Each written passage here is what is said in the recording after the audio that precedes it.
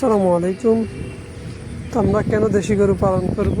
তো যাই হোক, আমি দেশি গরু পালন করছি এই জন্যে যে ফিজিয়াম যে গরুগুলো অথবা আপনার ক্রসের যে গরুগুলো, ক্রস তবুও তেমন একটা সমস্যা হয় না, কিন্তু ফিজিয়াম যে গরুগুলো এগুলো যদি ভ্যাকসিন আপনি নিয়মিত করে না দেন তাহলে কিন্তু খুরা রোগ, ল্যাম্পি এবং ঘা এবং বিভিন্ন সমস্যার সম্মুখীন হতে হয়, গাভী বলেন ষাঁড় বলেন দুইটার ক্ষেত্রে।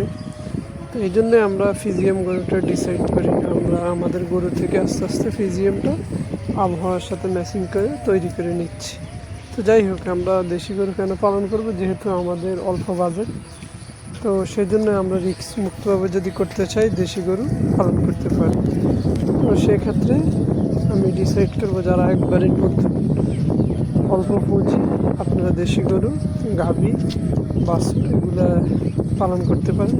কারণ হচ্ছে এগুলা আমরা যেসব এলাকায় নিচু এলাকা ধান কাটার পরে কিন্তু মাঠে পালন করা যায় 2 থেকে 2.5 মাস। তো ওখান দিয়ে একটা লাভবান, আর এদিকে খাবার কম দেওয়া লাগে, ঘাস এবং সামান্য খাবার দিয়ে পালন করা যায়। সেক্ষেত্রে এই গরুগুলো থেকে ভালো ভালো বীজ উৎপাদন করা যায়, সেক্ষেত্রে আপনি লাভবান হতে পারেন। তো যাই হোক, ভালো থাকবেন। আসসালামু আলাইকুম।